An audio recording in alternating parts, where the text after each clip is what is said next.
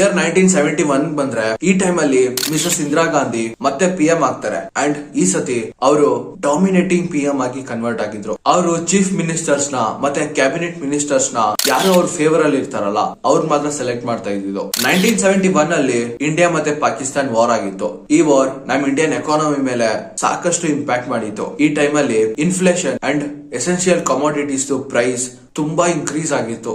ಈ ಟೈಮ್ ಅಲ್ಲಿ Congress party India ಅಲ್ಲಿ one of the powerful party ಆಗಿತ್ತು. 1974 ಅಲ್ಲಿ ಗುಜರಾತ್ ಅಲ್ಲಿ ಚಿಮನ್ ಭಾಯ್ ಪಟೇಲ್ ಇವರು CM ಆಗಿದ್ರು. ಇವ್ರದ್ದು ಒಂದು ಸ್ಕ್ಯಾಮ್ ಆಚೆ ಬಂದಿತ್ತು. ಈ ಸ್ಕ್ಯಾಮ್ ಆಚೆ ಬಂದ್ಮೇಲೆ ಪಬ್ಲಿಕ್ ರೋಡ್ ಮೇಲೆ ಬರ್ತಾರೆ ಪ್ರೊಟೆಸ್ಟ್ ಮಾಡೋದಕ್ಕೆ. ಪಬ್ಲಿಕ್ ಒಂದೇ ಡಿಮ್ಯಾಂಡ್ ಇದ್ದಿದ್ದು ಸ್ಟೇಟ್ ಗವರ್ನಮೆಂಟ್ ಡಿಸಾಲ್ವ್ ಆಗ್ಬೇಕು ಅಂತ. ಈ ಸ್ಕ್ಯಾಮ್ ಆಚೆ ಬಂದ್ಮೇಲೆ ಪಬ್ಲಿಕ್ ಚಿಮನ್ ಭಾಯ್ ಪಟೇಲ್ ನ ಚಿಮನ್ ಚೋರ್ ಅಂತ ಕರೀತಾ ಇದ್ರು. ಇದನ್ನ ನವನಿರ್ಮಾಣ್ ಮೂವ್ಮೆಂಟ್ ಅಂತ ಕರೀತಾರೆ. ಮಿಸಸ್ ಇಂದಿರಾ ಗಾಂಧಿ ಮೇಲೆ ಪ್ರೆಷರ್ ತುಂಬಾ ಜಾಸ್ತಿ ಆಗಿತ್ತು. ಅದಕ್ಕೆ ಅವರು ಗುಜರಾತ್ ಗವರ್ನಮೆಂಟ್ ನ ಡಿಸಾಲ್ವ್ ಮಾಡ್ಬಿಡ್ತಾರೆ. ಇಂಡಿಯಾ ಅಲ್ಲಿ ಎಮರ್ಜೆನ್ಸಿ ಡಿಕ್ಲೇರ್ ಆಗೋದಕ್ಕೆ ಈ ಇವೆಂಟ್ ಕೂಡ